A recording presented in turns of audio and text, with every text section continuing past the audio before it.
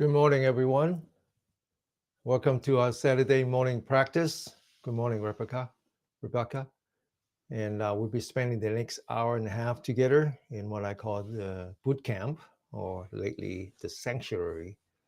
And so today we're going to be doing a different kind of qigong. Last week, the word qi can mean many things in Chinese, and it can be written in different way. And so the qi last week is written in the very old-fashioned way, which is two words, no fire. So it's mainly about reducing inflammation in the body, clearing the channel, letting the life energy run through your body the way it should, restoring your self-healing and so forth. So today we're going to continue to do that with a slightly interpretation, with a more common interpretation of the qi, which means air, breathing.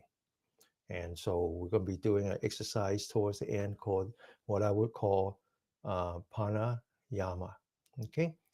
Someone complained that there's no video, so that might just be her or him. If it's true, other people have. Maybe you just have to restart it. Okay. All right. Anyway, so this exercise, I call it pranayama. Yama is the Indian word for practice. Yama in this case means breathing, right? It's actually breathing out, breathing out. And so we're going to be focusing on breathing, but a very important part of that breathing exercise is learn to use the diaphragm. And I'm going to be explaining how important that is, right? Especially these days, which has to do with anxiety and high blood pressure, and how you can actually restore your health by learning how to breathe with your diaphragm. All right. Now that's what pranayama is, one of the eight limbs. If you imagine a wheel with eight spokes, that's one of the eight. A very important part. The yoga that we practice in the West, particularly in America, can be considered another spoke, which is called asana. Asana means the pose. It's basically stretching, right? But actually, more specifically, the yoga exercise that we practice in the United States should be called hatha yoga, which means forceful yoga. That technique is very recent. It was invented only about 800 years, maybe 1,000 years ago. And it was not the original practice, but it was invented by people who believed that the essence of their life, the essence of that would help them with longevity, lies with the brain, right? Which kind of consistent with how the Chinese think of the essence of the kidney is the marrow, and the marrow travels through the primary vessel, and the brain matter is actually part of that essence. And their idea is that they don't want that to leak out. And so a lot of the hatha yoga, the practice that we do, is inverted to keep the fluid from leaking out of the body. Ironically, it was not meant to be practiced by female, but that's one of the irony in life. Okay. All right. So let's come back, and I'm going to explain more about how important it is to use the diaphragm. These days, we don't use the diaphragm anymore. We only use the diaphragm when we were a baby, when we were first born. That was the only muscle available to them. So they would use the diaphragm to actually expand and contract the lung. These days, we tend to use the upper body. And so the first thing we're going to do is we're going to loosen up the upper body, all right? Starting with the wrist, elbow, and work our way to the shoulder. And then we're going to do a little bit more exercise, actually activating the vagus nerve before we do some sitting meditation. So I want you to focus on your body. Always start with the body. Focus on the lower part of your spine. And then I want you to walk up the spine. As you walk up the spine, I want you to stretch the spine towards the ceiling. Then I want you to lean back and feel how, as you lean back, you feel a lot lighter and actually a lot more relaxed because you're not using the back muscle anymore. Then I want you to lift up the shoulder. This is very important because, as I said, these days we only use the upper part muscle to breathe. So it's mainly in the shoulder part and around the shoulder blade in the back. So we need to kind of learn to relax. Let's do that again. Lift up the shoulder. Open the shoulder as far back as you can, and then relax. We're going to be doing joint exercise now, starting with the wrist. So let's focus on the center of a palm. Let's bring our hands up. Let's do meditation through mindfulness meditation, meaning that we're anchoring a mind on the center of a palm. After we raise a hand, we're going to focus on the wrist now, and we're going to turn a wrist one turn at a time. But be mindful that when you turn your wrist, it's as if you're monitoring your breath. There is a beginning, and then there's an end. There's a beginning, and then there's an end. Just like when you monitor your breath, there's the in breath, and then there's the out breath. Now, at the beginning, you need to do one thing. As you turn your wrist at the beginning, you need to develop this new habitual pattern, which is that in the beginning of everything, I'm going to examine my mind. I'm going to make sure that my mind is actually anchoring on my wrists. And then when you finish, you would ask yourself to do it one more time. So actually, right now, you're practicing two of the very important technique for mindfulness. The first one is just anchoring. The second one is diligence, one at a time. Now we're going to turn it the other way. Keep focusing on your wrist and start to examine the change in your wrist, any feeling that you might have in your wrist, whether it's pleasant or unpleasant. See if there's any heat generate, any pain generate. And now we're going to lower the hand and then lower the hand, come back the same way you did going up. And once again, back to the spine, to lift up the spine, lift up the shoulder, lean back, open the shoulder, relax the spine. Now we're going from the wrist to the elbow. So let's focus on the center of the palm again. Bring up your hand all the way up and then focus on the elbow. And once again, always say to yourself, okay, I'm going to turn my elbow one turn at a time, which means that there is a beginning and there is an end. And in the beginning, I'm going to examine my mind, make sure that I'm anchoring my mind on my elbow. And then at the end, I'm going to say to myself, that was good, that I was well done. And now I'm going to continue and keep up the good work. That's diligence. One turn at a time, one turn at a time. Now we're going to turn the other way. We're going to turn the other way, one turn at a time, one turn at a time, one turn at a time. And we're going to lower the hand. Once again, back to the spine, lift up the shoulder, open the shoulder, lean back, relax. We're moving from the wrist to the elbow to the shoulder now. This is the important part of loosening up our upper torso. All right, this is the shoulder. The muscle that we use here is what we use for breathing, which causes a lot of anxiety. Right, so that's why we have to move away from that and try to learn to breathe with the diaphragm. All right, so let's focus on the hands again. Let's cross a hand, bring our hands up in front of us, all the way to the top. Now, when you get to the top, I want you to stretch the upper torso, stretch as hard as you can. Then I want you to focus on the center palm, turn your wrists, and so the center of the palm is facing outward. And then I want you to open the shoulder as much as you can. Feel the pain on your shoulder. Let go of that pain. Come back to the center of the palm. Stretch. Open the wrists. Point the palms outward. Feel the pain on your shoulder. Come back again, anchor your mind on the center of your palm. Stretch. Open the shoulder, point the center of the palm outward. Feel the pain on your shoulder. Let go of the pain. Stretch again. Open the shoulder. And then feel the pain. Let go of the pain. One more time. And stretch. Open the shoulder. Feel the pain. Let go of the pain. Now we're going to turn the other way. Open the shoulder. Stretch. Bring it back down. Open the shoulder. Stretch. Bring it back down. Open the shoulder. Stretch. And then bring it back down. We're going to continue to front and back. And we're going to be using the pain as a way to practice one of the foundation of mindfulness, which is the mindfulness of the feeling, and particularly is how your body feels. Not so much your mind yet. We haven't got to that part yet. Just the body. And we're going to learn to use it, and we're going to learn to use that pain to practice um, non-attachment. Right? Okay, non-attachment meaning that whatever pain that we feel, we're going to feel it, accept it, but don't get attached to it. Don't let the pain become suffering. When you attach to something, whether it's good feeling or bad feeling, many times we attach to the bad feeling. Believe it or not, you think that if you have any bad feeling, you will reject it. Yeah, well, you will, but then a lot of time we get attached to it too. And that's why when people get together, especially if you have toxic friend, why would you want to circle yourself, surround yourself with a toxic friend?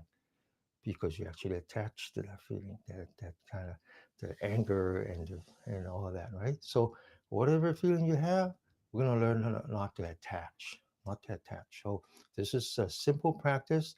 Just remember, feel it, accept it, and then let it go. Not get attached to it. All right. So back to our body, stretch, lift up a shoulder, lean back, open the shoulder, relax the spine. Focus on the center of your palm.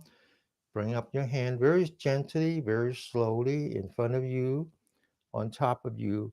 And this is where we're going to start the practice. Okay. So open the shoulder as hard as you can. Feel that pain, accept that pain, let go of the pain. Don't get attached to the pain. Let it go. Let it go. It's already gone. Okay, open the shoulder, feel it, accept it, and then let it go. Let it go means that we continue to anchor our mind on the center of palm. If you don't anchor your mind on the center of palm, it's like being in the middle of the storm. You will get consumed by the storm. And that's what's happening outside of us now. In the world that we live in, it becomes very cruel and lots of anger, lots of anxiety. But you have to learn to accept it and then let it go. Lift it up, open the shoulder, feel it, accept it, and then let it go. One more time. Turn. Feel it, accept it, and then let it go. Sit up straight. We're going to do from back to the front now. Stretch. Bring it back down. All the way back. Stretch. Bring it back down. All the way back. Stretch. Bring it back down. One more time. All the way back. Stretch. And then bring it back down. Now we're going to go from moving to non moving. We continue to do a mindfulness meditation. We continue to anchor our mind somewhere. When we move, we anchor on the body. When we don't move, whether you're standing, lying down, or sitting, you learn to anchor on your breath. So let's focus on our breathing. Let's calm down. First thing you're going to notice is that after you do an energetic exercise, your breath tends to be a little bit more rush, which is a reflection of your mind. You're actually a little bit more anxious because you were actually in the fight or flight mode. And so now is the time to slow down, bring it back to the rest and digest. You do that by anchoring your mind on your breath. I know I'm breathing in. I know I'm breathing out, one breath at a time.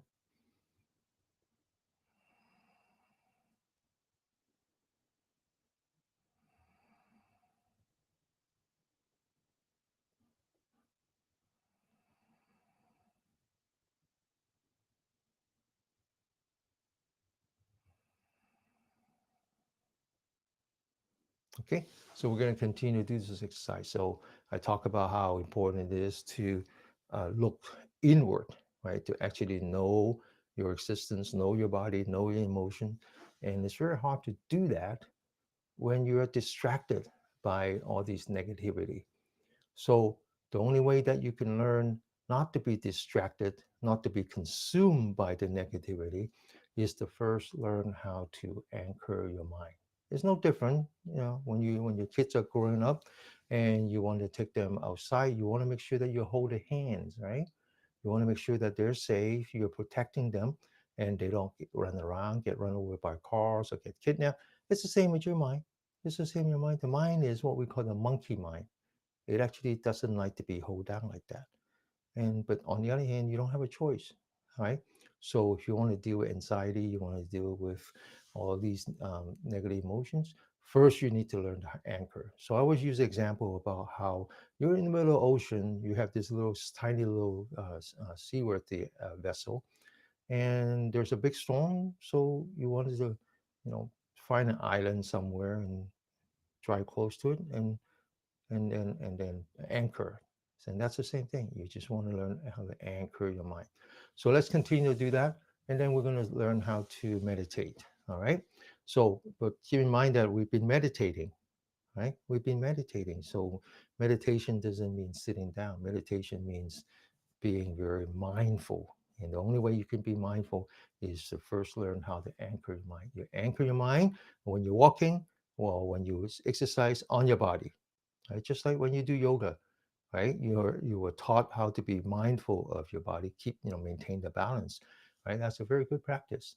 But then when you're not moving, then you need to be mindful of your breath. And you say, I know I'm breathing in, I know I'm breathing out. Do the knowing part before you do the anchoring part. All right. So this is just know that I'm breathing. All right. So we're going to do one more exercise to learn how to let go of the pain and not let it metastasize into suffering by accepting it, and by then letting it go by maintaining mindfulness. So let's come back to a spine, stretch your spine, lift up a shoulder, lean back, open the shoulder, and then relax. Let's put the left hand in front and the right hand stretch out. We're going to focus on the right hand, focus on the center of your palm. We're going to keep the left hand stationary, meaning that we are only using the left brain. We're going to bring the hands in front of us, maintain that focus. And then we're going to open that shoulder as hard as we can. Feel that pain, accept that pain, let go of the pain. Let go of the pain doesn't mean just, does not just mean let it go, like not feeling it. You actually have to feel it, and then you have to continue anchoring your mind. Okay, so now I'm going to anchor my mind on the left side. Feel it, accept it, and then let it go. Sit up straight, right hand. Feel it, accept it, and then let it go. Left hand, sit up straight, feel it, accept it, and then let it go. Sit up straight, right hand, feel it, accept it, and then let it go. One more time. Left hand, sit up straight, feel it, accept it, and then let it go. Letting it go, meaning that anchor your mind on your body, or on your breath, or on your speech. That's why a lot of times we're taught to pray, right? You pray to someone, you pray to something, and praying is anchoring, right? I pray to Buddha, I pray to Guan Yin, I pray to Mother Mary, right? I pray, and when you pray, it's the same as anchoring your mind, right? It's the same as anchoring your mind. It's like holding your child to yourself. Don't let it go. Don't let it go. Don't let it be. Don't keep it away from danger. It's like keeping your mind away from danger, right? The danger is out there, but the worst danger is that you become it, right?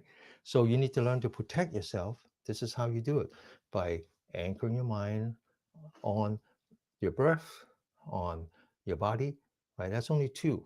And those are the other ways you can anchor. You can anchor it on, as I said, on a deity, whoever that you feel that can give you comfort, right? All right. Okay. So now we're going to learn to practice meditation, but at the same time, we're going to learn to practice to use our stomach to practice to breathe, use our diaphragm. And now, um, you know, um, human beings is, if you think about it, human beings is the only being in the animal kingdom that after they were born, they don't know how to walk or run, right? All the other animal knows how to do that. Right? As soon as they were a horse or all the animals, a cat, a dog, as soon as they're born, they know how to walk and run. And human being doesn't know how to do that. The reason is that we don't. It's not so much that we don't have the muscle. We don't have the connective tissue, right? We have to learn to do that. We have to actually everything that we do, we have to learn to develop the connective tissue. The connective tissue is the fascia around the muscle, right? So that's why it's called myofascia. Myo means muscle. But there is one connective tissue that we were born with because we need it inside the womb, the mother's womb, and that's the diaphragm. The diaphragm is the one that we move in order to bring in the nutrients through the umbilical cord. But it's also the diaphragm, from the Chinese perspective, to balance the yin and the yang.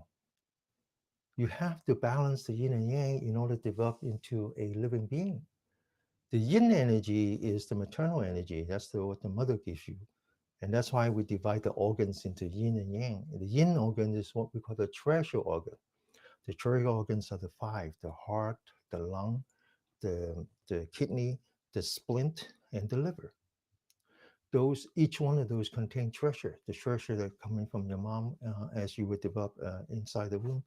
And and then the other organs are what we call the chamber organs, the one that actually have empty inside. And you don't quite need them in the beginning. For example, the stomach, the small intestines, the large intestines, right?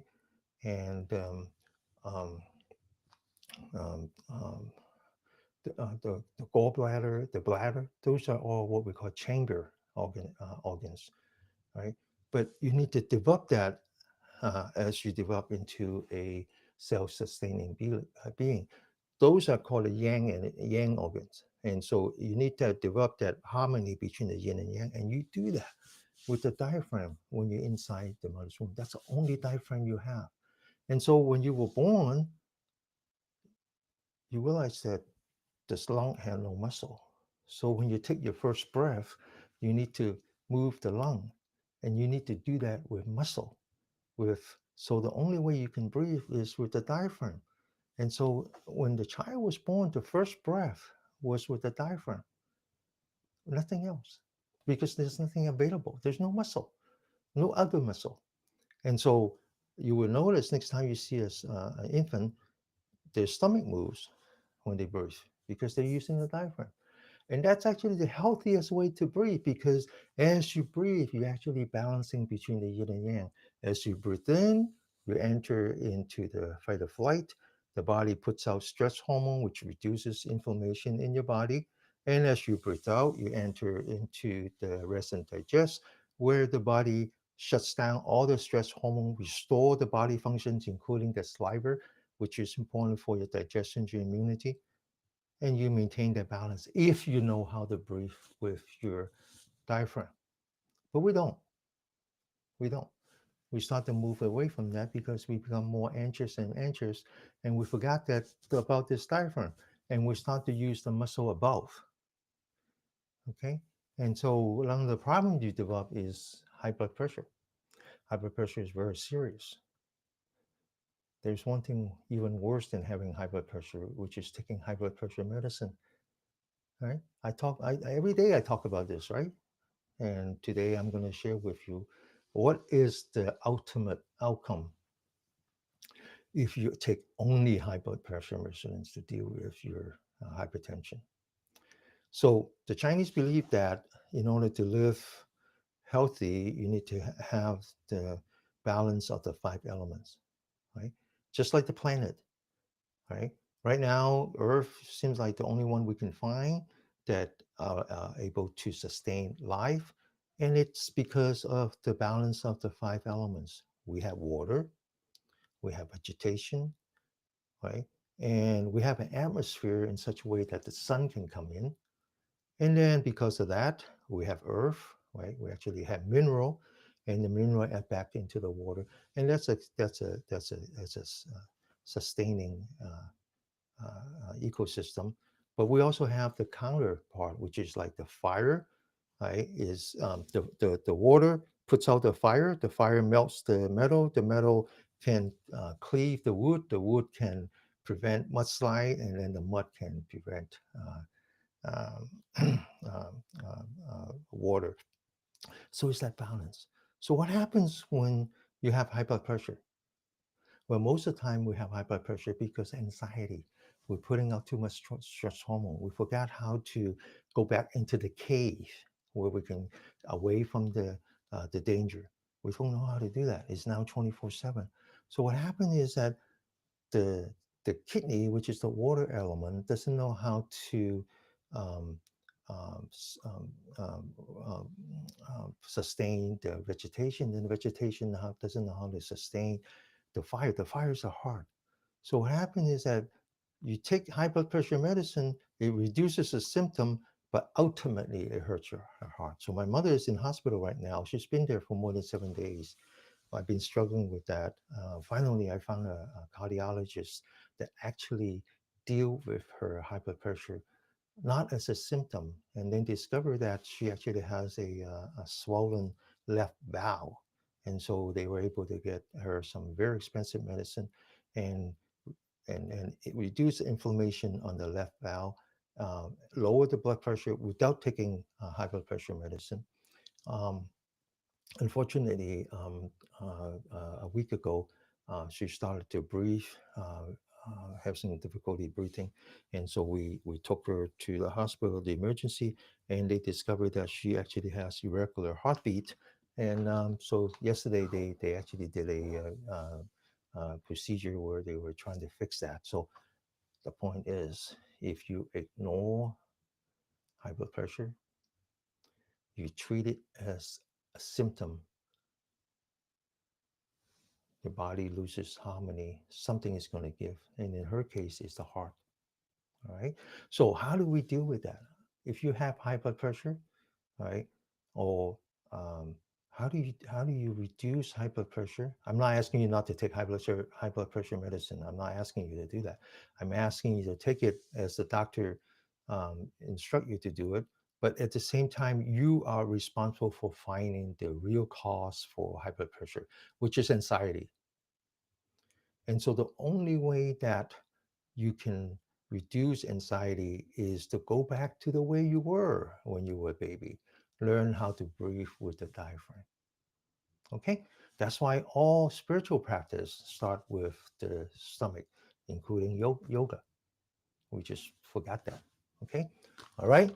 Okay. So this is a very important part, right? This is not just about your mind, not just about your emotion. It's actually about your body. All right. So we're going to learn to do that. But once again, we're going to have to loosen up our upper body, especially we're going to not only loosen up the body, but we're going to turn on our vagus nerve, right? Which is an important part of the parasympathetic nerve, the part of the nerve that's responsible for your your rest and digest. So let's sit, stretch our spine. That is correct. Holistic healthcare. But let me put a W in front of holistic. Put a W in front of holistic. So let's deal with a health as a whole and not as a combination of working parts. Think of your body as an orchestra. They have to work in harmony. All the little part has to work in harmony. Thank you. All the little part has to work in harmony, right? It's not like the trumpet is doing one thing and the drummer is doing another and the string is doing something else. That doesn't make an orchestra, right? It's all them working together, all them compensating each other, all them energizing each other. So the Chinese think of it very differently. It's just that look at the earth. How do we support life in earth? It's not just this working and that working. No, it's actually working in a system. It's holistic. WTW. Remember that. Okay. Very good. Thank you. All right. So let's work on this body as a whole, right? All right. All right. Stretch, lift up our shoulder, lean back, open the shoulder, relax. Now, once you open the shoulder, this is a very important energy point, right? And that's why you have to always think about opening the shoulder, review this energy point. This one is called the gate to the cloud, which is part of the lung energy line. It's saying that if you want the lung to work well, right, you have to be mindful of the stress that you have in upper body. And so we're going to open that, relax. And then we're going to take a thumb, put that in front of the gate to the cloud. We're going to roll up the four fingers. Now this comes in four parts. You all know this, right? So lift up the shoulder as far up as you can. Lift up the upper torso as if you're bringing the shoulder to your ears. Now, follow the elbow. So bring the elbow back, open the shoulder as far as you can, as if you're squeezing a tennis ball in the back. And then bring down the elbow, relax. Finally, point the elbow forward. You're hunching, you're bending your back and your neck, and you're looking down. Now, bring the elbow up, looking straight ahead. Bring the elbow back, opening the shoulder, looking at the ceiling, 45 degrees. Bring it back down, looking straight ahead, and then all the way out, looking down again. Now, as you bring up, I want you to breathe in, close your mouth, close your eye, bring in. Try not to stop in the middle. Breathe in all the way in until you open your shoulder. And then as you come down, I want you to breathe out. I don't want you to stop in the middle. I want you to breathe out all the way out until you totally hunch your back. Breathe in, relax.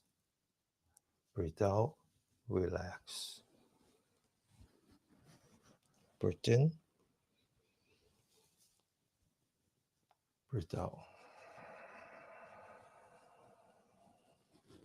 Breathe in, breathe out. Breathe in, breathe out. Breathe in, breathe out. Breathe in, breathe out. Breathe in, breathe out. One more last time. Breathe in and breathe out. Relax. Okay. Now, on YouTube, one of the popular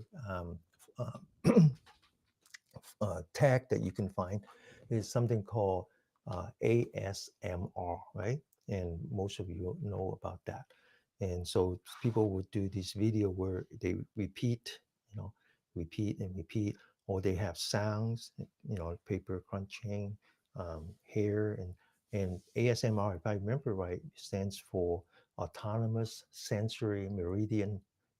R is response, right? I don't know how they got to that, but essentially is to activate your rest and digest, right? Relax you. Now, so that obviously helps, right? But abdominal breathing is something else. Abdominal breathing not only relaxes you and gets you into that pattern, which is basically very ASMR-ish, but it does something else. It actually activates your cycles you through the two autonomous nerve system. Many of the problem we have, including high blood pressure, can be come back to something called autonomous nerve disorder. We just don't know how to go back and forth between the two. All right. So I talked this about this many times. There's been a great study about, because they were interested in what can they do to reduce chances of you're having dementia, or if you do in the onset, how do you slow it down? Turns out that abdominal breathing does that, and so they were able to measure someone's heart rate variability, and then correlate that with a marker in the brain. And so anything you do to relaxes you, whether it's ASMR or whatever, it would be a good thing to do. But abdominal breathing does a little bit more. All right. So we're going to learn how to do that.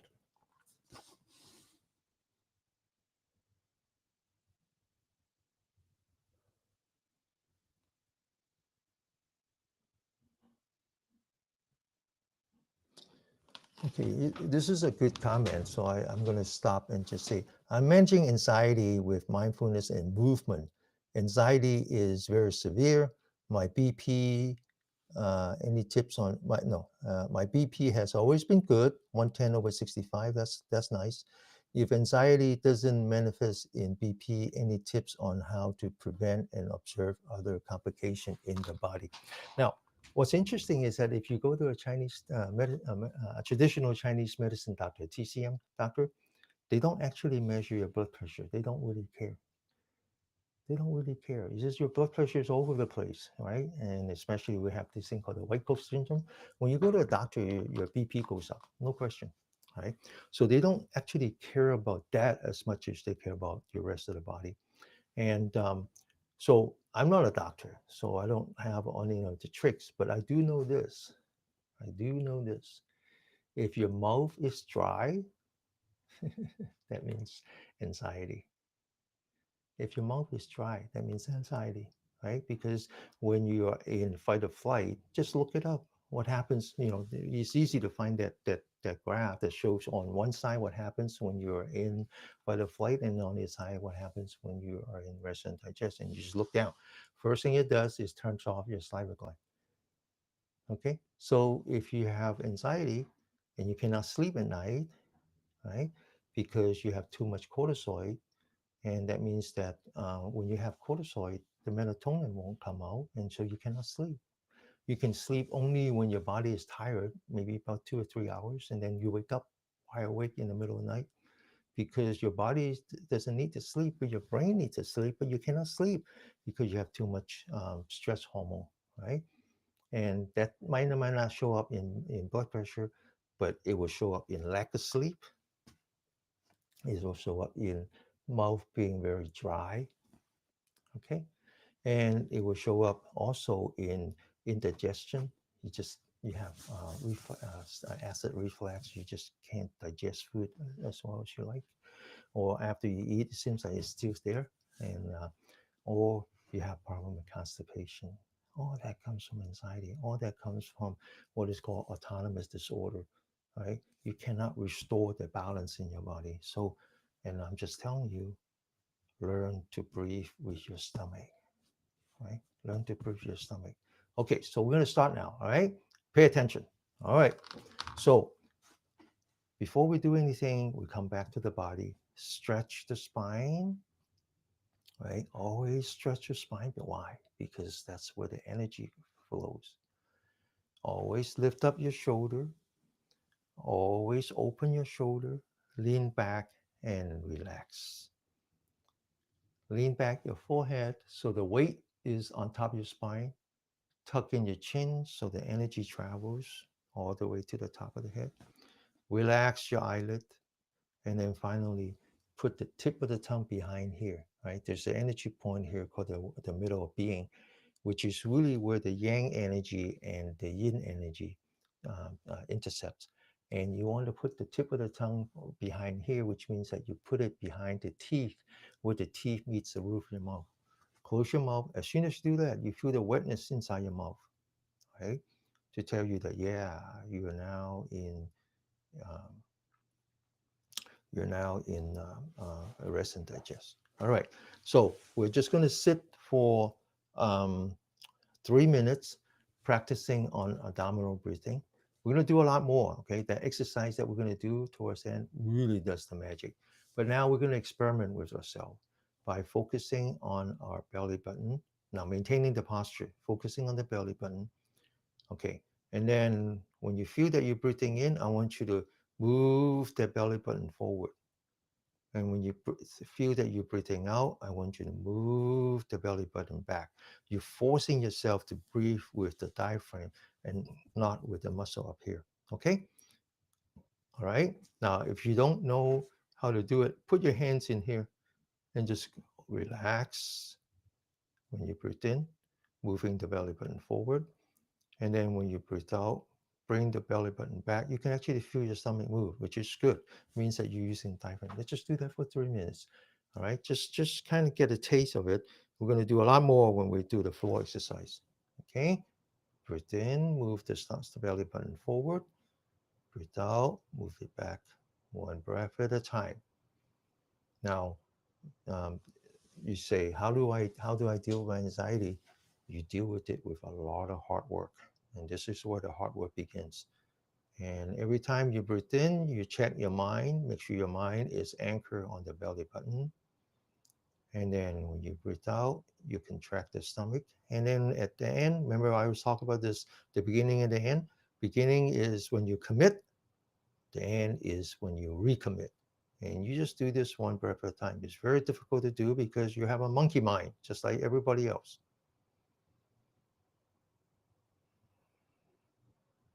One breath at a time.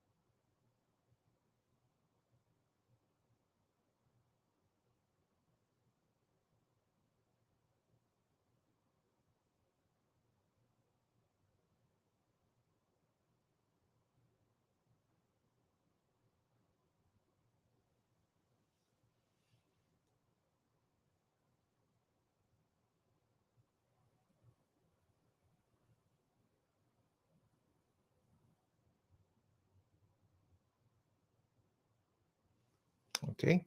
Now, sometimes when I say, move your stomach when you breathe in forward, and then move your stomach back when you breathe out, with the idea that that would reduce your anxiety. But the reality is that that actually might make you more anxious. That actually might make you more anxious, right? So there's a trick to it. There's a trick to it. And you combine the exercise that we did earlier with the breath. And you understand that breathing in is the beginning of life. The first breath you take as a baby was to breathe in. The last breath you take when you pass into another world is when you breathe out. So you can also think about how life begins and ends. It's a cycle. It's just a cycle like all the other cycle. And you would learn to say, I know I'm breathing in, I can feel it. I know I can breathing out, I'm going to accept it. Right? Integrate that practice that we did earlier with this, which is I feel it and I accept it. I feel the beginning of life, I accept the end of life. All right. Always practice by telling yourself to relax on the out breath. Relax on the out breath. Whatever you do, relax on the out breath. That's why different religions have different way at the end of life, right? They always say, die in peace, right? Or they would, do all this ritual to make sure that you relax on the out breath. It's only when you relax on the out breath that you would go towards the light. Do that with it every single breath. I can feel my in breath. I can feel my out breath. I feel the beginning of life. I accept the end of life. Life begins again, full of energy, full of light. And then once again, I accept the end, knowing that there's another beginning, right? Learn to do that. Learn to relax on the out breath. All right. Okay. All right. So let's continue. And so this is a simple exercise to focus on the stomach. And again, if you're a beginner, and I don't want you to actually become even more anxious, so you might actually not move the stomach. You might actually just say, use your mind, as if you're moving it, as if you're moving it, right? Without actually moving it. And what you find is that if you could use your mind, your body will follow. And pretty soon, the stomach follows you as you breathe in, as you breathe out, right? Now, the real practice comes later. This is just a taste, all right? Now, once you know how to do that, then the next part, and this is mindfulness again, and this again, once again, learn to relaxes you, right? Reduces your anxiety. So this time we're gonna let go of the belly button. We're just gonna feel the stomach. I feel that my stomach is opening when I breathe in. I feel that my stomach is contracting when I breathe out. Maintain that feeling. Imagine like the the blacksmith. The blacksmith has that bellow. It's going like this, right? That's your bellow, right? This is the part that you want to be responsible for your breathing, not your nose, not your nose, not anything else. So the rest of the body is like the chimney, right? So you want to focus on this. So just imagine the blacksmith pushing the bellow forward. Just imagine the uh, blacksmith pushing the bellow back, one breath at a time. All right, so maintain that feeling. Now I want you to focus on the lower part of your spine, the bottom of your spine. As soon as you know that you're breathing in, I want you to move up the spine. I want you to stretch the spine upward until you get to the top of the head. And then when you breathe out, I want you to lean back, come back to the belly button. All this time maintaining the tip of your tongue touching the roof of your mouth where the teeth meets the roof of your mouth. Breathe in, move forward, upward, stretch as if you have energy traveling your spine all the way to the top of the head. And then when you breathe out, lean back, relax, as if you're returning the energy back to your stomach. All right. Breathe in, stretch, and then breathe out, lean back and relax. All right. Breathe in and breathe out. One breath at a time. Let's do that for 3 minutes. And then we're going to do a little bit more. I'll teach you a trick how to relax. But now we're just going to say breathe in, stretch, breathe out, relax.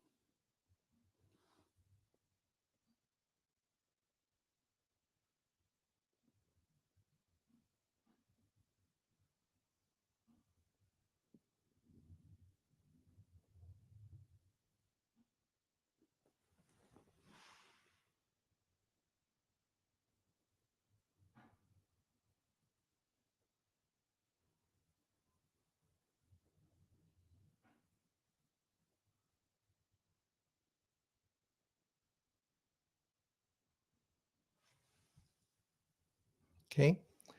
All right. So there's some comments about you can also reduce anxiety by doing massage, chi massage, by working on some particular energy points. And that's a very good comment. Thank you for that. Um, and someone says CV17 is a good fit for anxiety. Unfortunately, I don't know the meridian uh, by that. Can someone tell me what CV stands for? Maybe I can figure it out. Okay, so to deal with anxiety, right? Deal with anxiety and simple things like before you have a meeting or before whatever. And so the simplest thing you can do: stretch your spine, lean back, and relax. It does magic. Then you can lift up your shoulder, open your shoulder, and then relax. You want to do more? Examine your breath, right? When you're anxious, your breath is very rough, very rough, very rough. And so just focus on that. It's a reflection of your mind. All right. So we talk about the body, the chi, which in this case is the breath, and the mind. They all connected. So you can't quite instrument your mind, but you can instrument your breath. So you in the beginning you feel that your breath is very rough, and so just focus on it. I know I'm breathing in. I know I'm breathing out, and then slowly anchor, going from knowing to anchoring. Anchor your mind on your belly button. Try to move it forward when you breathe in. Try to move it back when you breathe out. Right? And if it doesn't work, or if you want to do more, let's do this. All right, so we're back to the sitting position. We're um, examining a breath. And just like what we are doing before, when I breathe in, I go from the bottom of the spine towards the top of the head. I stretch the spine. And then when I breathe out, I lean back and I relax. I grew up in Macau, which is surrounded by water. I grew up with the ocean.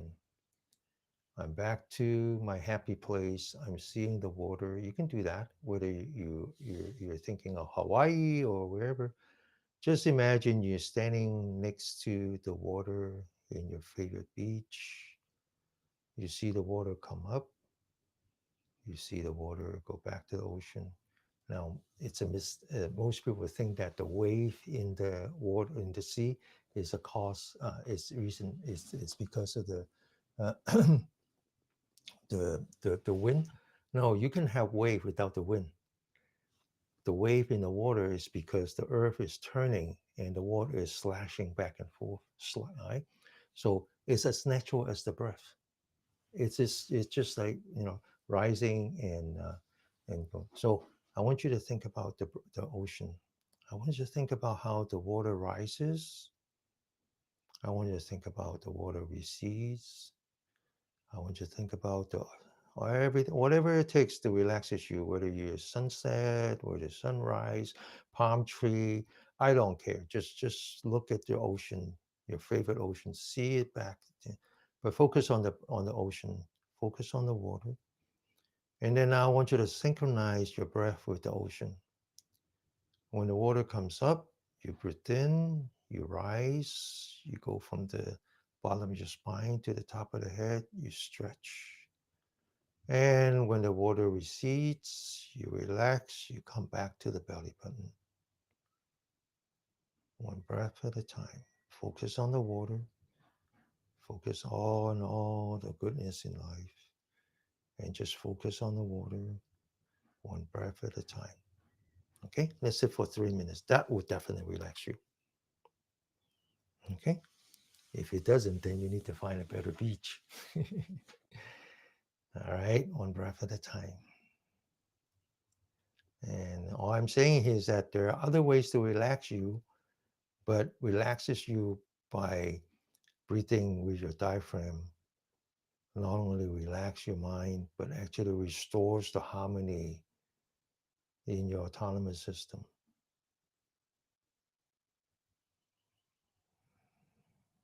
And this is very important because if you know how to restore the harmony in your autonomous system, you're actually restoring your self-healing power. Your body becomes sensitive to all the stress hormone again. especially the cortisol, which is steroid. So you don't need to take external steroid because you're sensitive to the steroid that God gave you. She had a plan for you.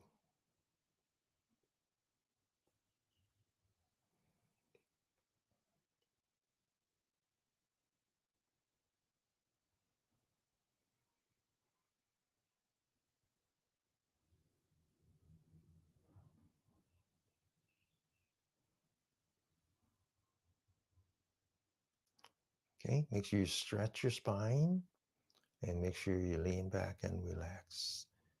So this is how you coordinate your breathing, your abdominal breathing with your posture.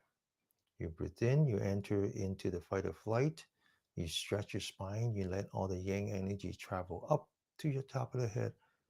And then when you breathe out, you enter into rest and digest, you lean back, you relax.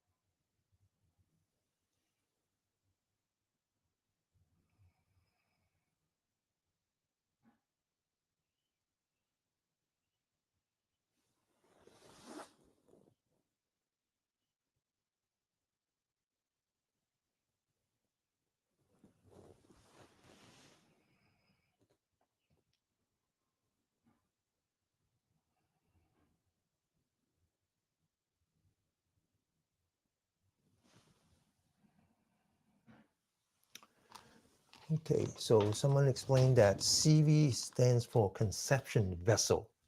Okay, so um,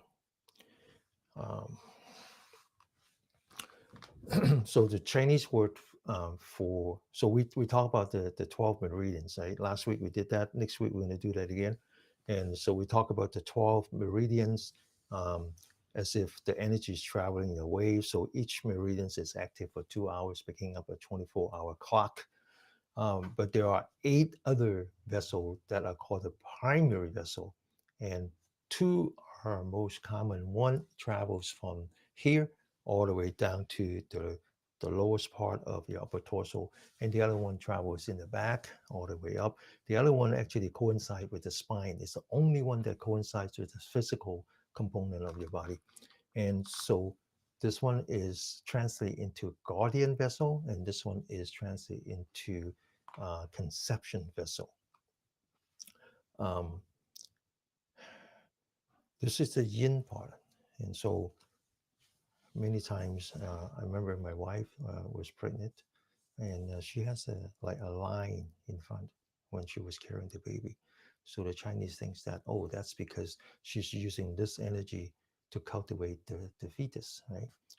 And then when the baby is born, it disappears. But anyway, this is where all the yin energy travels. And sometimes it's translated into conception, like conceive, right? How to conceive the baby. And the other one is the guardian. Um, the guardian, yeah, that's okay. It could also be translated into tutoring, right? It's really the energy that is helping the fetus to grow is the yang energy. Talking about that, let's focus on the guardian great vessel in the back, right? So I suspect 17 is might be right here, like this, right here, or something like that. Yeah, so we always kind of rub your stomach when we're anxious. Yeah, I do that. So like that. Yeah, that helps. Yeah. And there's a bunch of here, right? All right. And also, when we breathe, when we move in and out, we're actually using one of the energy point, which is right below the belly button. Okay. That's called the sea of chi. All right. All right. So let's do a little bit more exercise, then we get on the floor, right? Now we're gonna work on the back and where all the yang energy travel. One of the problem with meditation is that we often fall asleep, right? Now, which is someone commented a long time ago. He says, well, that's not so bad because, you know, it's the only time that we can actually get some good sleep. Well, okay, but that's not the purpose of meditation. The purpose of meditation is to examine within. And you actually have to have a very clear mind to do that, very sharp mind to do that. And so to make sure that you have a sharp mind, we're going to do next set exercise to promote the yang energy. All right. So let's take 3 deep breaths first. So sit up straight, open your shoulder, lean back, relax. Lock your fingers together. Put that right below the belly button. And we're going to breathe in.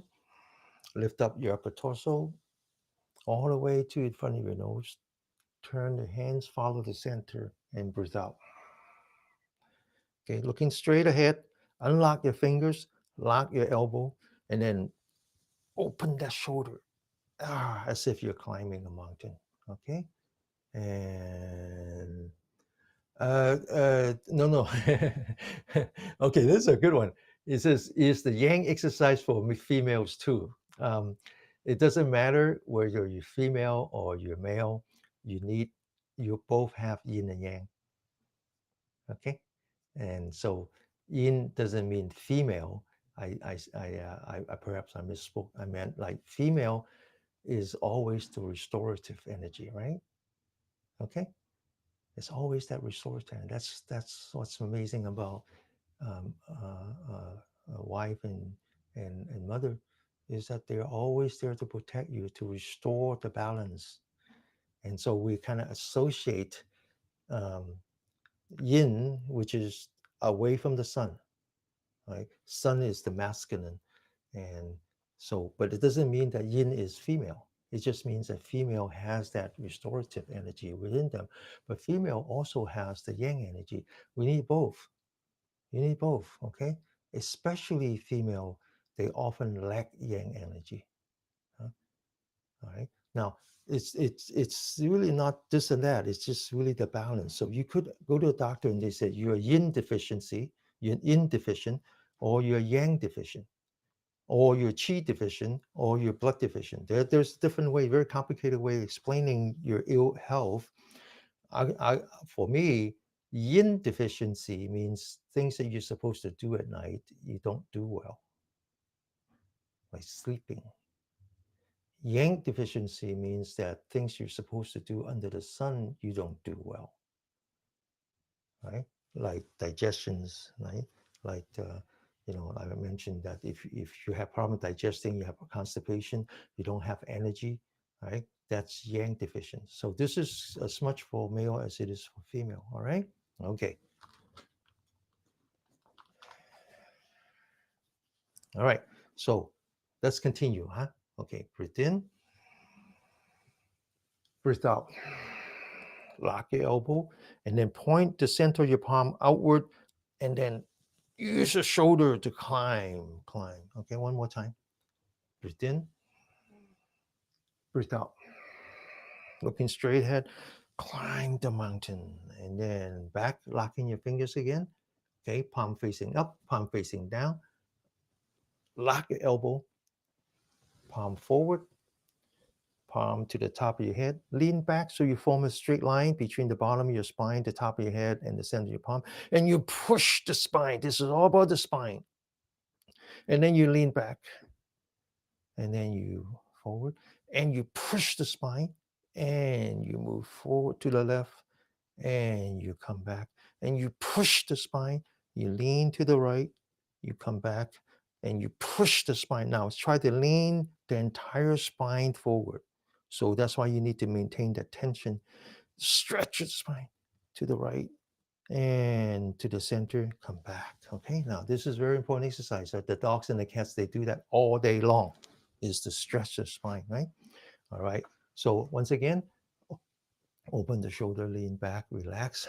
Right hand touching the left shoulder, lean back the forehead so you're putting pressure on the right shoulder. Sit up straight, grab the right shoulder, right elbow, and then stretch that spine, and then come back, and then do the other way. Stretch the spine, okay? All right, so we'll come back to spine in a minute. The reason you stretch your spine is that the spine is piezoelectric, so you actually generate electricity, reversing the aging. All right. Okay. Now, once again, open the shoulder, relax. Left hand, palm facing up. Right hand, put that on the finger and the palm. Bring it down. Push. Right. Lock your elbow, looking straight ahead. Push up, all the way up. Sit up straight without turning the upper torso. Bring your left hand to the right. Bring it back and then relax. The other side. Bring it down. Push the elbow, looking straight ahead. Bring it up. Sit up straight and then bring it to the left.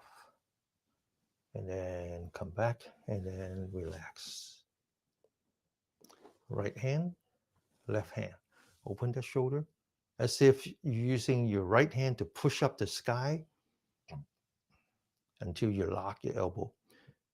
As if you're using your left hand to push down the earth until you lock your elbow. You bring your right hand back, you turn your head to the left shoulder, you turn your eyes until you can see your back, you bring back your eyes, you bring back your head, and then you relax. And then the other way, open your shoulder, push, and then push. Lean back the left arm, rotate the head to the right, and then rotate your eyes as if you're looking at your back, bring everything back, and then relax. All right. Now, more work on the spine.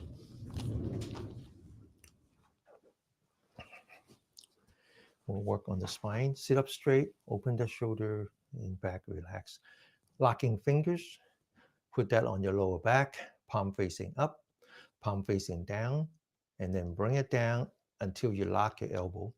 Now, focus on top of your head and swallows your palm. And then you push the head upward and you push your arm down, one up, one down. And then relax. Now lean back the forehead. So you're looking at the ceiling 45 degree and you bring up your hand as hard as you can. And then relax. Back to breathing, one breath at a time. Now this is the time when you say, oh, I just did a energetic exercise. So I know my breath is very rough. So I'm going to slow it down, regulating it as if I'm whispering to myself. I know I'm breathing in. I know I'm breathing out. Okay, once again, open the shoulder. Right hand touching the back. Okay, lean back the forehead so you're looking straight ahead. Lift up the right shoulder. And then the other side. Sit up straight. Lift up the left shoulder. And then relax. Back of the hand at the lower back. 2 fingers pointing the left shoulder. And then bring the right shoulder down and the fingers up. And then relax. The other side. Sit up straight. Bring the left shoulder down and the fingers up. Now sit up straight, 2 hands touching. Sit up straight, and then right shoulder up, left shoulder down, and then relax.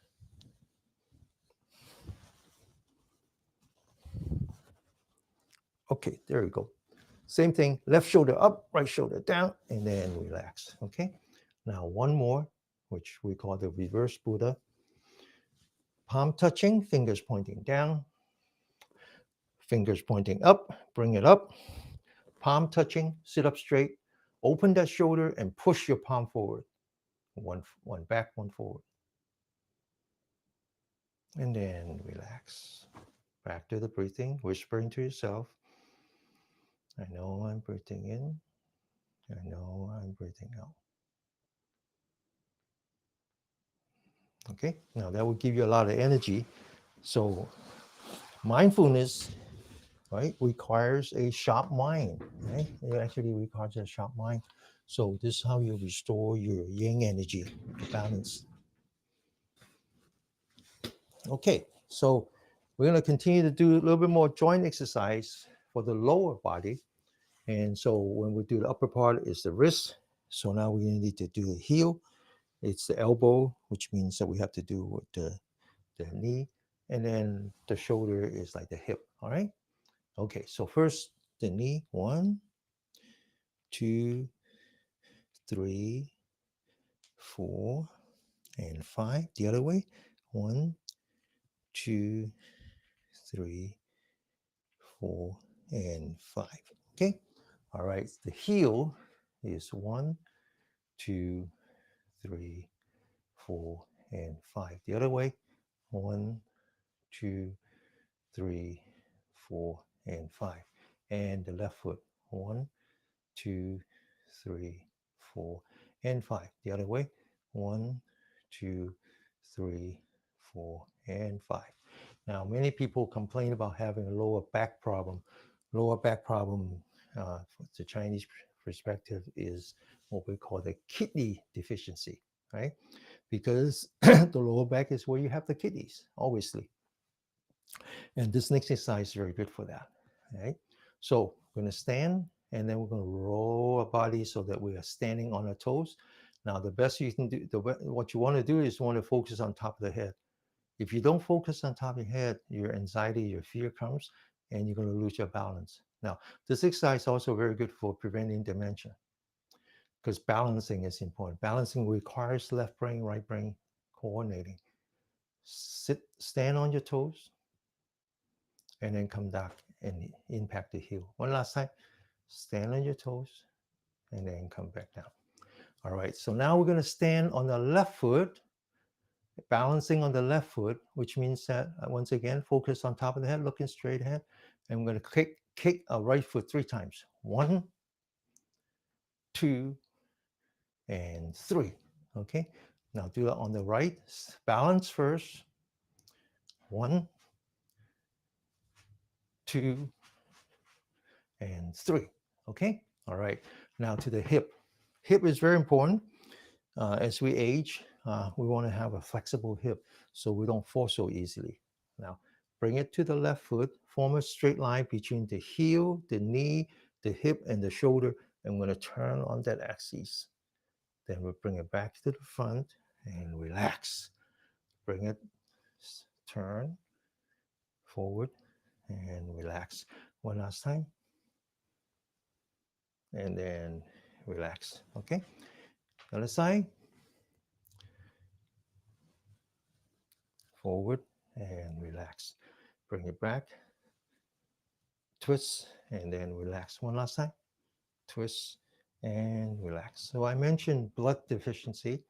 Someone is very blood deficient. It's very obvious. They are very pale, right? They don't have blood. You can see it from the palm of the hand, from the ear, from the bottom of the feet. They just don't have enough blood. Now, so you would think that, oh, how do I generate more blood? Well, the Chinese believe that blood comes from marrow, and marrow comes from the kidney energy line. But they also believe that the heart and the lung works as a pair. Now, I recently read a study that says that, oh, it turns out that the lung generate a lot of blood cells. We always thought that the blood cells are generated by the liver, they're delivered to the heart. Turns out that the lung also generate a lot of blood cells.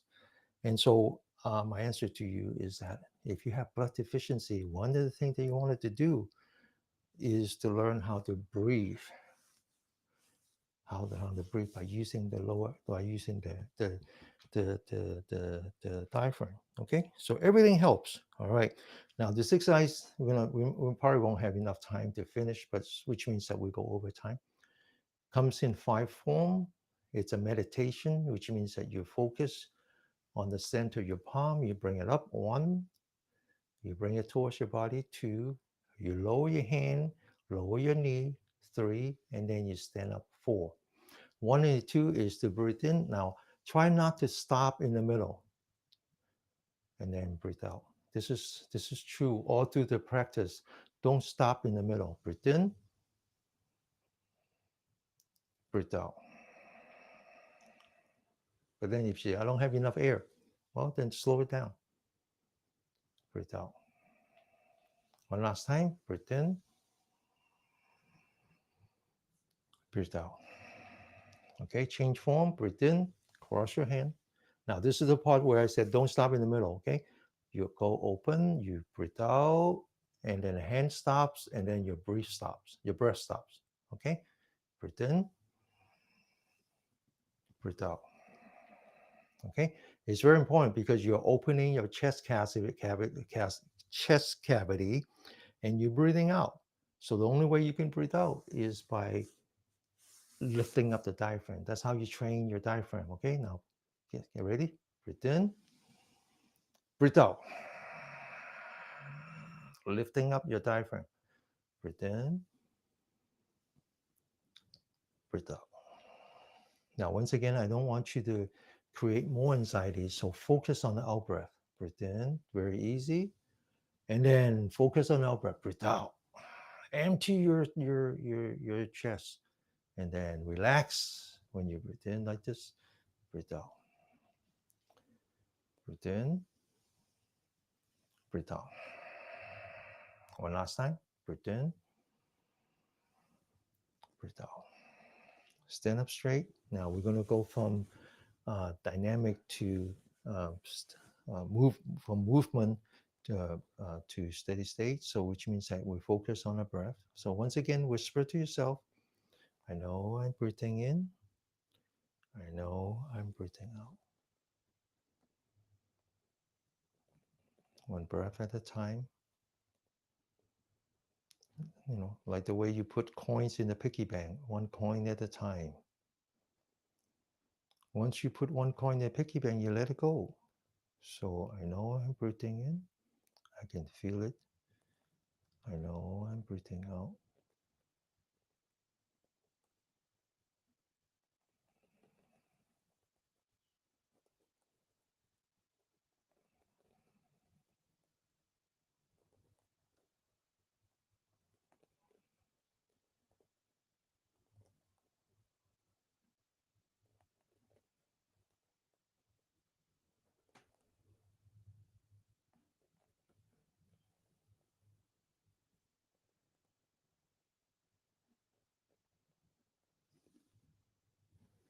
Okay.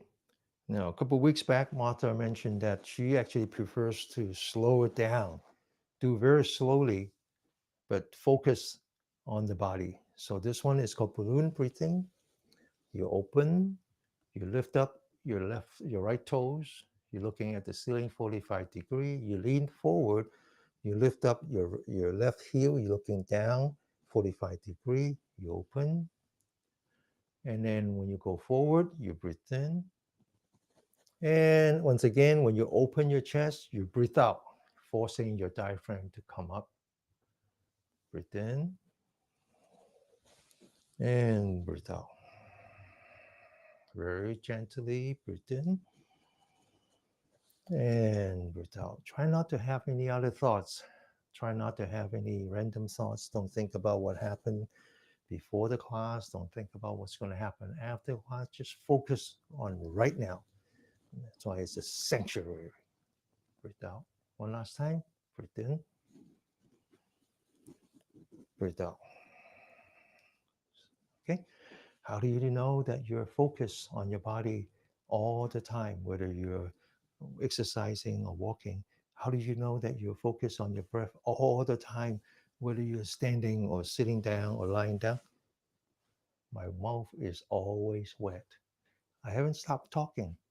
I haven't stopped moving, but my mouth is still wet. Why? Because I'm restoring the harmony between my sympathetic and my parasympathetic. All right? Back to the breath. Now, this is the time. If you want, you can actually put the tip of the tongue behind the teeth and feel the wetness inside your mouth. You cannot have anxiety if you have wetness inside your mouth. Self hydration is very, very important for self healing.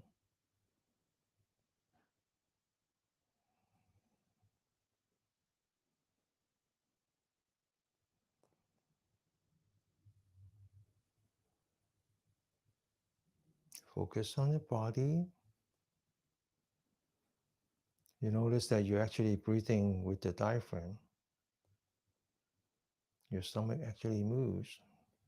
That's the whole purpose of this exercise, is to move away from your shoulder and use your diaphragm. Okay, the way you were.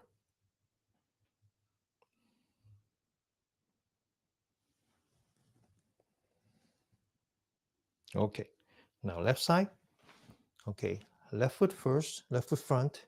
Lean back, raise your hand, follow the center of your palm, breathe in. And breathe out. Try not to hunch your back, okay? Try to keep your back straight. Breathe in. Try not to restrict your breathing. Breathe out. In, out. In, out. In, out. One last time. In, out. Lower your hand. Back to the standing. 1 minute of standing meditation.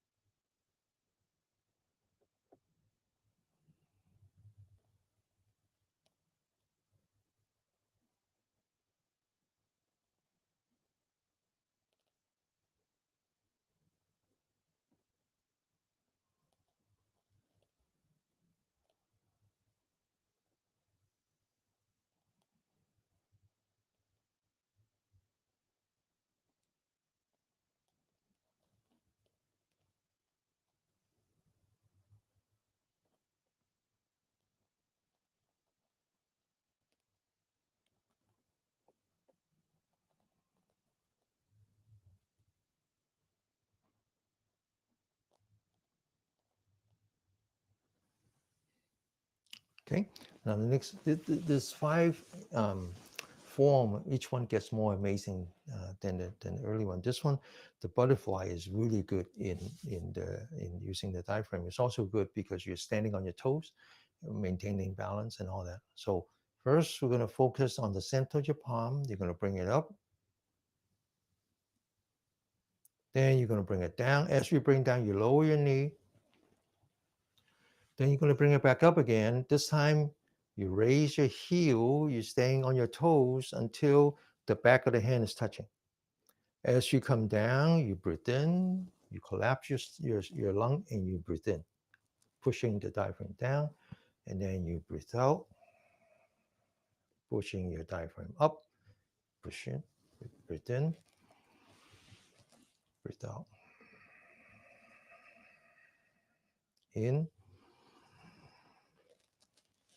out.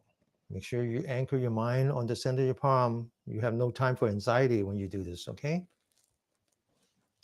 Out. In, out. In, out. One last time. In, out. Now follow your hand and then focus on your breath, one breath at a time. Whisper to yourself, I know I'm breathing in. I know I'm breathing out. Relax on the out breath.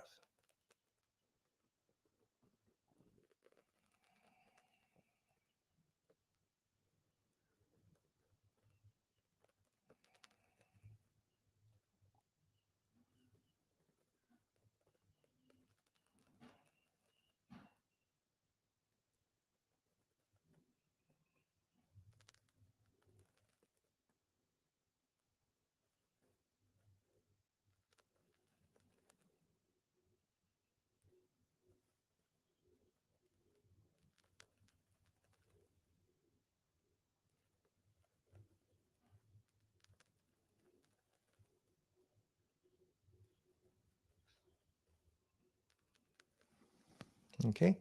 Now the next one is called push hand. It's basically a Tai Chi exercise, except that it's what we call a no self Tai Chi exercise. I'll explain in a minute. But basically, you imagine you have a water wheel and you're following the water wheel to the top, and then you follow the water wheel to the bottom. You lower as if you're sitting on the left foot, and then you sit up and you see the water wheel in front of you, and you push along the center of the water wheel. You breathe in, and then you breathe out. Now, the reason why it's called no self, you know, when we say, oh, you're so centered, so self centered, means that you're judging all the time. You're always judging, right? So, in that sense, no self means no judging. Just feel it, accept it, and don't judge it. Just let it go. Breathe out, breathe in, and breathe out. In, out, in, no judging. Just feel it out. Okay? As Miyake would say, Mr. Miyake would say, wax on and wax off. That's it. Wax on and wax off. Okay? All right. And back to the standing meditation.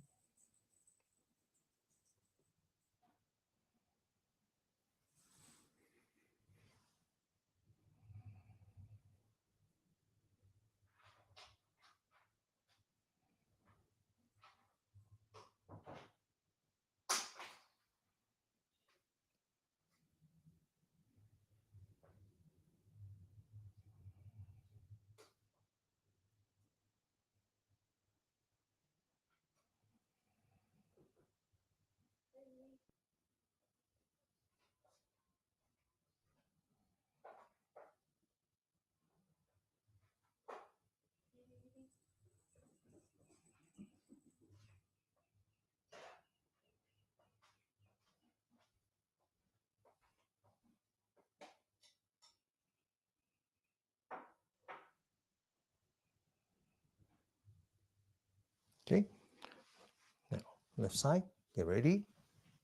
Breathe in. Now, the trick here is to open your shoulder. And then when you breathe out, it's as if you're pushing from your lower back.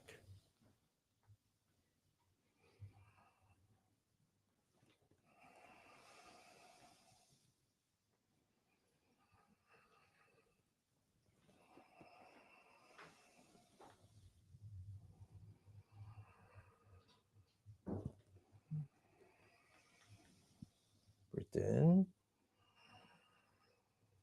and breathe out. In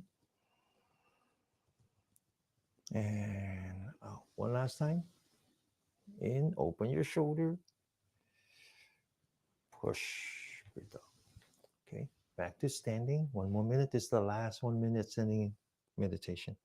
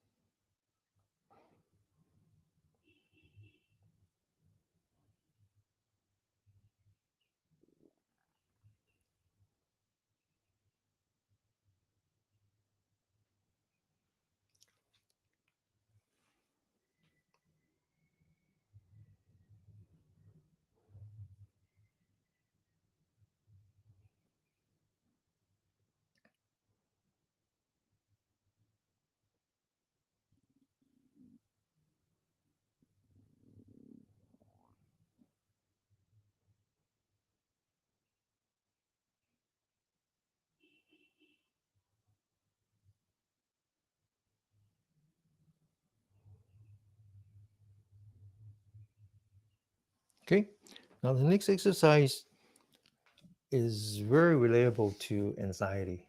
And people who have anxiety, I mentioned, even if it doesn't show up in blood pressure, it will show up in having no slivers, have a hard time falling asleep or getting good quality sleep, have very bad skin because cortisol drives away the melatonin, but it also drives away the collagen. And you might have constipation, but the other thing you might have is you get lightheadedness. That when you do this, you all of a sudden you're like lightheaded, and the reason for that is you're because of anxiety, you develop what's called adrenal fatigue, and your adrenal gland doesn't react anymore because it's overworked. And so the next one is to relax, work on your adrenal gland. And so if you have lightheadedness, you skip this, or you put a chair next to you, be sure that you don't get lightheaded. But this exercise is also very commonly known among the Western physician. This is what they do when you go to the office, especially if you're elderly. They will ask you to sit and stand up, and just to see if you get lightheadedness. And they use that as an indication of your health, okay? And whether or not you can live long depends on that. So this is a good exercise. So it's very simple. You breathe in, you open your knee, and you breathe out, and you go all the way down, and then you press the back forward. It's not like you bend in the back, but you press it forward. Then you breathe in again, and this time you bend your back, and then you relax. All this time working on the adrenaline, okay? Second time, breathe out, breathe in, and relax. One last time, breathe out, breathe in, and relax. Okay, we're over time, so let's do 5 minutes of meditation.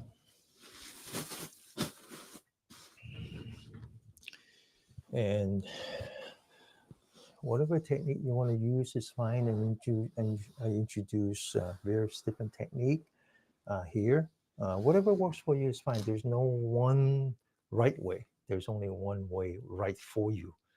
And so you could do just whatever you want to do is fine. You can do what we have done, which is called the microcosmic orbit. We can do what we call wandering dragon chasing the pearl, or you can do what I just mentioned, which is like imagine you're going back to the ocean and you slow down your breathing, reduce your anxiety by synchronizing your breath with the ocean. Whatever you want to do is fine. Okay. All right. 5 minutes, huh? I'm hoping that the 5 minutes kickstart a, a study.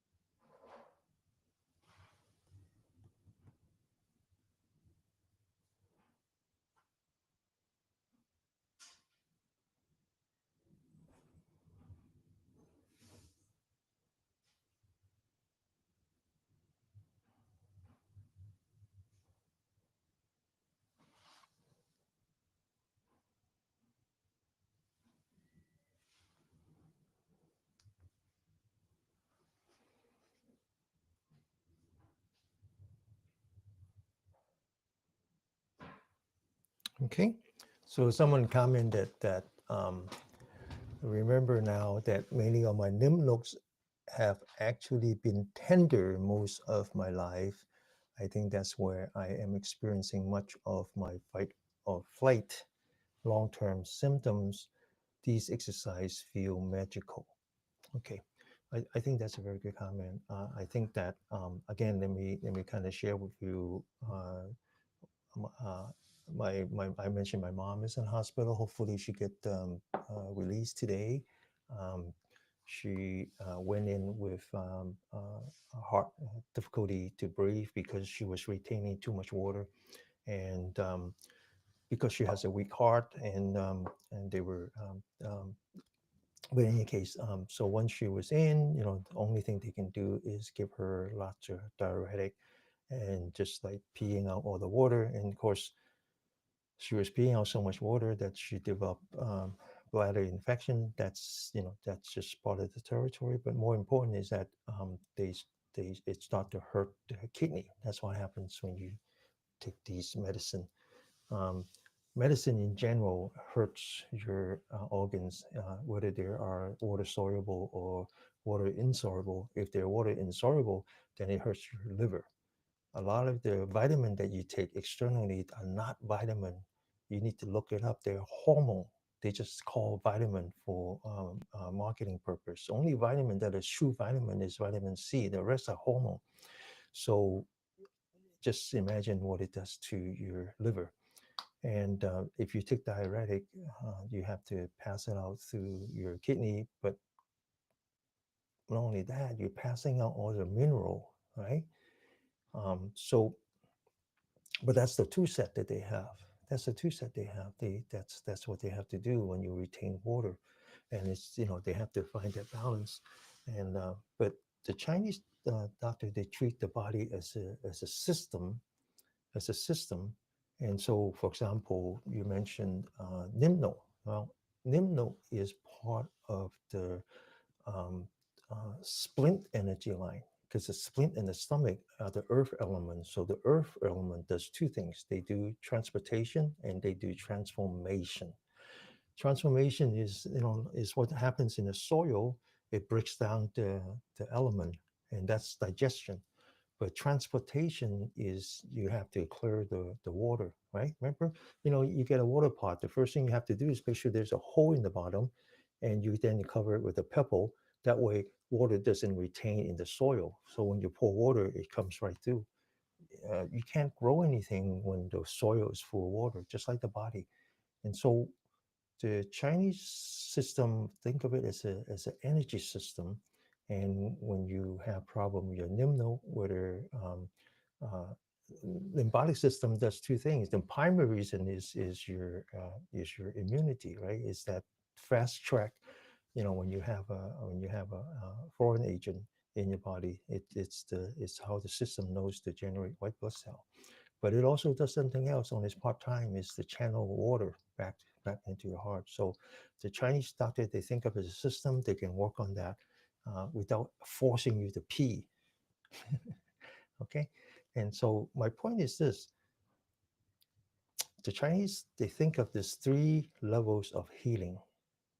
They actually think that when you're sick and you're in hospital, that's the lowest form of healing because you're already sick.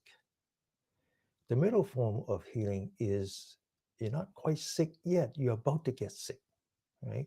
So when you have early stage cancer, that would be that. You're not quite sick yet, but there's marker in the body that tells you that yeah, you have cells that have turned cancerous. So that would be the middle form of healing. You heal it before it get worse. The highest form of healing is you heal yourself before you get sick. And that's what we do here. I'm not a replacement for your doctor, right?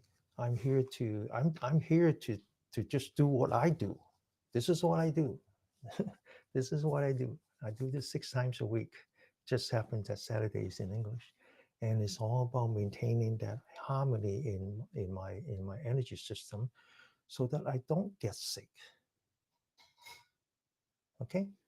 And a lot of you have different um, different results. Some of you mentioned last week, someone mentioned, oh, I have a lower back problem. It's gone after I do this exercise. Well, the symptom is gone because you fix the energy. And if it helps with your lymphatic system, same thing, right? And anyway, one last comment.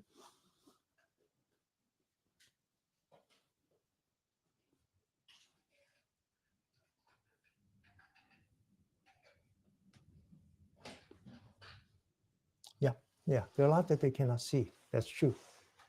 So once again, someone mentioned very brilliantly, it says, the Western approach to health and the Eastern approach to health, they're like the yin and yang. That is very true. They're like the yin and yang. You need both, right? One is not better than the other, but definitely. And one way to think of it is the Western science is what I call experimental science. And I think that's what you just said, is that there are a lot of things they cannot see and they would not acknowledge it. So if you go to a doctor and he says, I just don't feel well, and they send you all the blood tests, it comes back negative, and they say, well, there's nothing wrong with you because they cannot see it. They cannot instrument it. It's all done by experiment, right? Experimental data. So if you can't see it, it doesn't exist. What's worse than that is that even if they can see it, but a drug is not available, they just pretend that they don't see it. There's no cure, right? So that's the experimental science. And the Eastern science is more experiential science.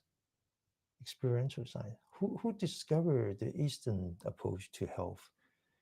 It's the yogi, or the Chinese version of the yogi, the Taoists.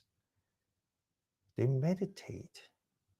They meditate until they see the body as energy, right? So the exercise that we just did, that was invented by a Buddhist monk in his seclusion. He took 3 years and hide in the modern version of a cave, which is a trailer. And his purpose was to come up with a technique so his student can meditate on the breath and not on the nostril. Because he believed that if you meditate on the breath, you see the cycle of life in the breath. One, two, like this. And then you can learn to accept it, learn to let go of your breath. And so he spent 3 years. And how did he do that? Did he just look up an encyclopedia and says, I like this, I like that? No, he actually saw the energy in him. And he can only do that when he's enlightened. Enlightened. So if you heard of quantum physics, there's something called energy duality, that energy is the same as matter. And when you're in a deep state of meditation, you see your body as energy. So I'll call this a experiential science. Experiential science. Experiential science is actually more superior than experimental science. Right? I'm a scientist, so I know that when you instrument something, you have something called spatial resolution, meaning that if I want to see something that is 1 micron, like a 1 millionth of a meter, I would have to get an instrument that is 100 times smaller than that to actually resolve the spatial resolution. Not only that, I have to deal with signal to noise ratio, right? Because I have to go in and measure something, and I have to understand that the noise might overwhelm my measurement. And so now I have to deal with that.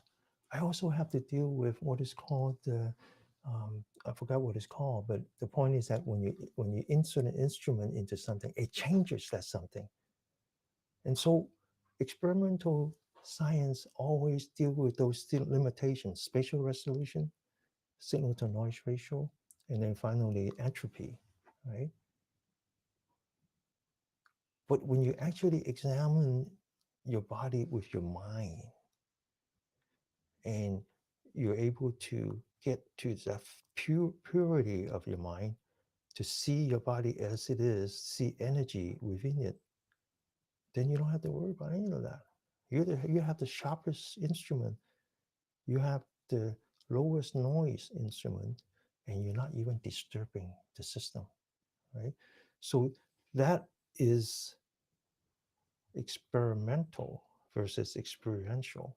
And the only way that you can pass on that knowledge is with the experience.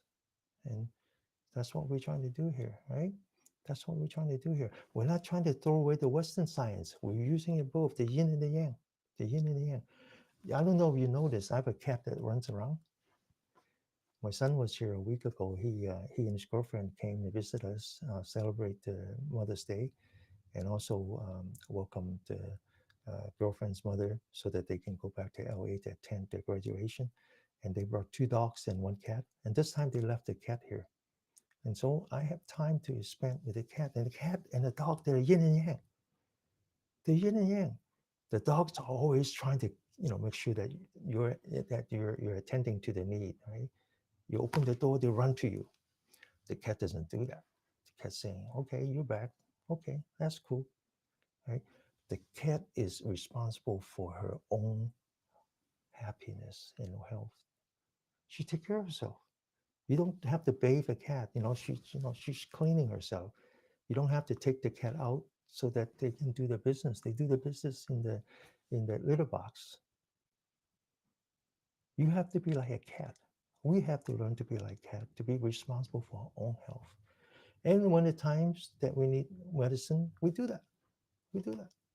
But the rest of the time, we are responsible for our own health. Okay? All right. Okay. So I see you all next week. Thank you for all the information. There's a lot of comments. I'll go back and read them. Okay. All right, and I'll try to answer them if I can, or I'll share with you next week. All right. Here the cat. Okay. All right. 星期一見。Thank you. Thank you, Okay. Danny. Okay. Bye bye. Bye bye.